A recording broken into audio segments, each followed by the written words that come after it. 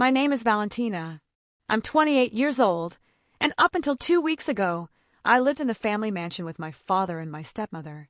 My mother passed away when I was 12, and 3 years later, Dad remarried a woman named Regina who was 15 years younger than him. From the start, Regina made it clear she had no interest in being a mother figure to me. "You're old enough to take care of yourself," she told me on her wedding day. At the time, I was 15 and still mourning my mother. But Regina was right about one thing. I did learn to take care of myself. My mom had been a brilliant businesswoman. She founded Gonzalez Technologies with my father when they were both young entrepreneurs. By the time I was born, the company was already a leader in software development throughout Latin America. My mom always used to tell me, "Valentina, never let anyone tell you that you can't do something." When she died, she left me a letter that I was only supposed to open when I turned 18. I kept it in a safety deposit box, along with her old gold watch, the only physical memory I had of her. Regina came into our lives like a whirlwind of change. Suddenly, the photos of Mom disappeared from the walls. "We need to update the decor," she'd say. My father, still drowning in grief, just nodded along. Despite everything, I focused on my studies. I graduated with honors in computer engineering and started working at Gonzalez Technologies from the bottom, like any other employee. "I don't want any special treatment," I told Dad. He smiled, proud for the first time in years. Regina, however, had other plans. "Why do you insist on working?" she would ask during dinner. "Your father owns the company. You could just enjoy life." "Because I want to earn my place," I would always answer. Over time, I worked my way up to become the head of the development department. My team respected me because they knew I'd earned my position through hard work. Meanwhile, Regina spent Dad's money on jewelry and lavish vacations. Everything changed 2 weeks ago. It was a Friday night, and I had just come home after closing a major contract with an international company. I was exhausted but proud. As I walked into the mansion, I found Regina hysterical in the foyer. "My diamond necklace. It's gone." Dad was trying to calm her down. "Honey, it must be somewhere." "No. I put it in my safe yesterday. Someone stole it." Then she saw me enter, and her eyes narrowed. "You," she screamed, pointing at me. "You know the combination to the safe." It was true. I did know it because we stored important company documents there. But I had never touched her jewelry. "Regina, I didn't." "Shut up. You've always hated me. You've always been jealous of me." "Regina, please," my dad said. "Valentina would never do something like that." "Oh, really? Then why did I find this in her room?" She pulled a small pawn shop receipt out of her pocket. My blood ran cold. It had to be fake. "I never—" "Get out!" Regina screamed. "I won't have a thief in my house." I turned to my father, hoping he would defend me. But he just stared at the floor like he had for the past 13 years. "Dad!" Maybe you should leave for a while, until this gets sorted out," he muttered. It felt like a slap to the face. 13 years of loyalty, hard work, trying to keep Mom's legacy alive, and he couldn't even look me in the eye. "Fine," I said, surprisingly calm. "I'll go. And don't bother coming back to the company," Regina added smugly.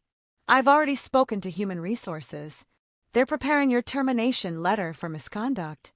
I went up to my room, grabbed my laptop, some important documents, and a few clothes. As I packed, my hand brushed against the old letter from Mom, which I had moved to my desk a few days earlier on the anniversary of her death. I grabbed it, along with her gold watch, and walked out of the mansion without looking back. That night, I checked into a luxury hotel, paid for with my own money, not Dad's, and finally opened the letter I had been saving for 10 years. "My dearest Valentina," it began, in my mother's elegant handwriting. "If you're reading this, it means I'm no longer with you. But there's something you need to know." My hands trembled as I read the rest. When I finished, a smile spread across my face. Regina wanted a war. Fine. She would get one. I picked up my phone and dialed a number. "Robert, this is Valentina Gonzalez. I need you to call an emergency board meeting in 2 weeks. Yes, I have the authority. In fact, I have more authority than anyone realizes." The next 2 weeks were a whirlwind. After reading Mom's letter, I finally understood why she always had that special glint in her eye when she talked about the future. The letter revealed that Mom, anticipating potential problems, had structured the company brilliantly. While it appeared publicly that Dad owned 80% of the shares, the reality was very different. Mom had created a trust fund in my name that held 70% of Gonzalez Technologies shares to be transferred to me when I turned 28. And I had turned 28 just a month ago. Your father is a genius with technology, the letter said, but he's always been too trusting with the wrong people. This trust is my gift to you, my love. Use it wisely. The morning of the board meeting, I wore the black suit Mom used to wear to important meetings. I put on her gold watch and walked into the boardroom exactly at 9 a.m. The looks of shock were immediate. Regina, who had been inviting herself to board meetings ever since she married Dad, almost fell out of her chair. "What is she doing here?" she shrieked. "She's been fired." Robert, the board secretary and an old friend of Mom's, smiled discreetly as he handed out folders. "Board members," I began, "before we start, please review the documents you've just received." Dad opened his folder, and the color drained from his face. This can't be right." "It's right," I confirmed. "As you can see, I am the majority shareholder of Gonzalez Technologies, with 70% of the shares under my direct control." Regina jumped to her feet. "Impossible. Antonio, tell them it's impossible." But Dad kept staring at the papers, his hand trembling slightly. "Marina," he whispered my mother's name. "Yes, Dad. Mom arranged everything before she died. And speaking of arrangements, I have a few proposals for the board." Regina tried to interrupt again, but Robert stopped her. "Mrs. Gonzalez, since you're neither a board member nor a shareholder, I'm going to have to ask you to leave." "I'm the director's wife." "And I'm the majority shareholder," I said calmly. "Please leave." After Regina stormed out, seething, I proceeded with my proposals. First, I want a full audit of the past 10 years. Specifically, I want a review of all personal expenses charged to the company. The directors nodded. They had all witnessed Regina's excesses. Second, I propose a full restructuring of the executive team. We need fresh leadership and... The door burst open. It was Regina again, but this time she wasn't alone. She brought Carlos, my 11-year-old half-brother, with her. "If you kick me out, everyone will find out what you did to my son," she screamed. I froze. Carlos looked at me with tearful eyes. "Is it true?" he asked in a trembling voice. "Did you steal Mom's necklace?" My heart broke. Regina was using her own son as a weapon. "Carlos," I said softly, "come here." He approached hesitantly. I pulled out my phone and showed him security footage from the mansion. It clearly showed Regina slipping her necklace into her purse the night of the so-called robbery. "Your mom lied, Carlos. The necklace was never stolen." "That's a lie," Regina screamed, but her voice was shaking. "Then you won't mind if the police check your safety deposit box at the bank, the one you opened last week under a fake name," I said. Regina went pale. "Carlos," I continued, "your mom tried to hurt me because she's scared. She's scared of losing control over the company's money. But you're my brother, and I promise I'll always take care of you." Carlos ran over and hugged me, sobbing. Regina turned on her heel and bolted from the room. But I had planned for that too. "The police are waiting for her in the lobby," I informed the board. "We have evidence of embezzlement, fraud, and filing a false police report." Dad finally looked up. "Valentina, Not now, Dad," I interrupted him. "We have a company to fix first." The meeting lasted for hours. When it finally ended, I stayed behind alone, staring at the portrait of Mom I'd secretly had restored the week before. "I miss you, Mom," I whispered. My phone buzzed. It was a message from the police. Regina had been arrested trying to board a flight to the Bahamas. I smiled. Phase 1 was complete. But I knew the hardest part was still ahead, rebuilding my relationship with Dad and making sure Carlos didn't suffer for his mother's mistakes. Mom's gold watch gleamed on my wrist. There was still so much to do. The days after the board meeting were intense.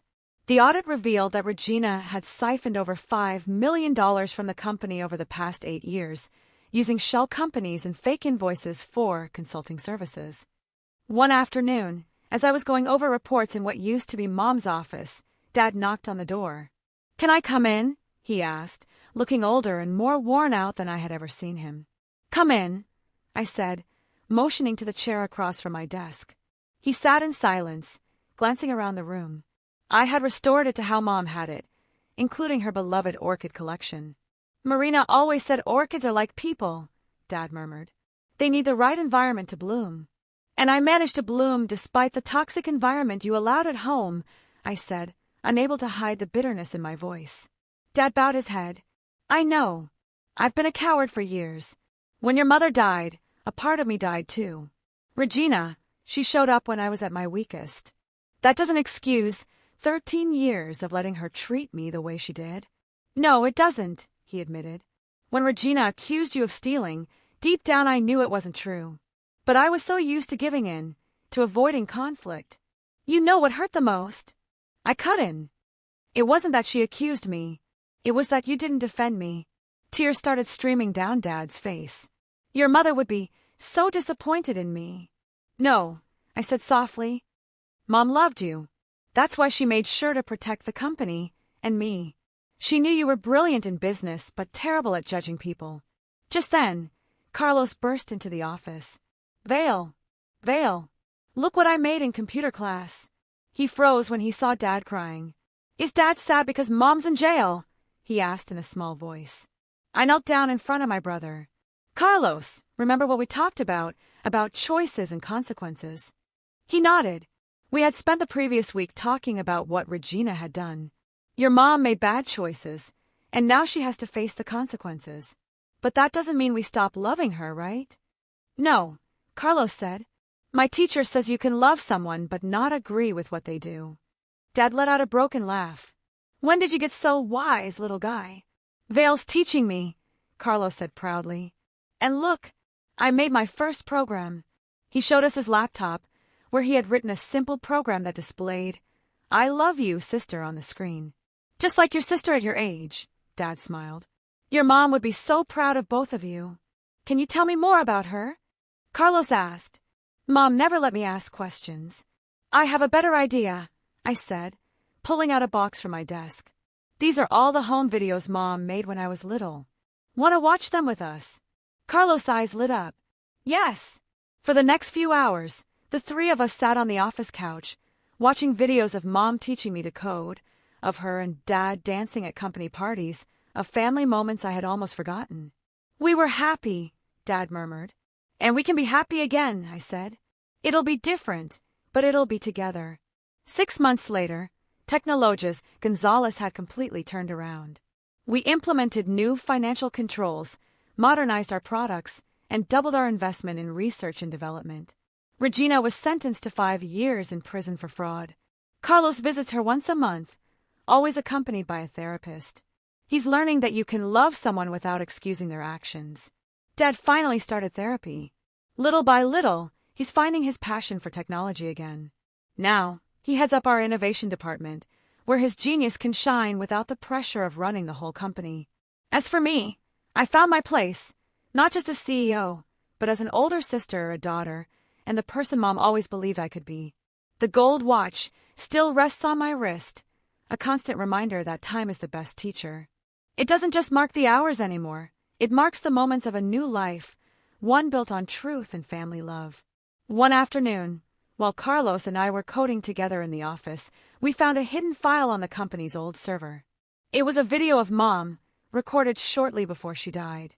"My loves," her smiling face said, "if you're watching this, it means Valentina found her way home. My brilliant little girl, I knew you would.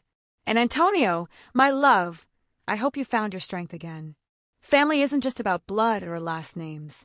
It's about love, forgiveness, and the willingness to grow together." Carlos leaned his head against my shoulder as tears streamed down both our faces. "Vale," he whispered, "do you think I'll be a CEO someday too?" I smiled, remembering how Mom used to answer my own ambitious questions. "You can be anything you want, little one. Just remember the lessons we've learned. Honesty matters. Family is a treasure, and always read the fine print on contracts." We laughed together as the sun set over the city, painting the sky the same pink shades Mom had always loved. In her final letter, Mom had written, "The real power isn't in money or shares. It's in the love that makes us stronger." She was right as always.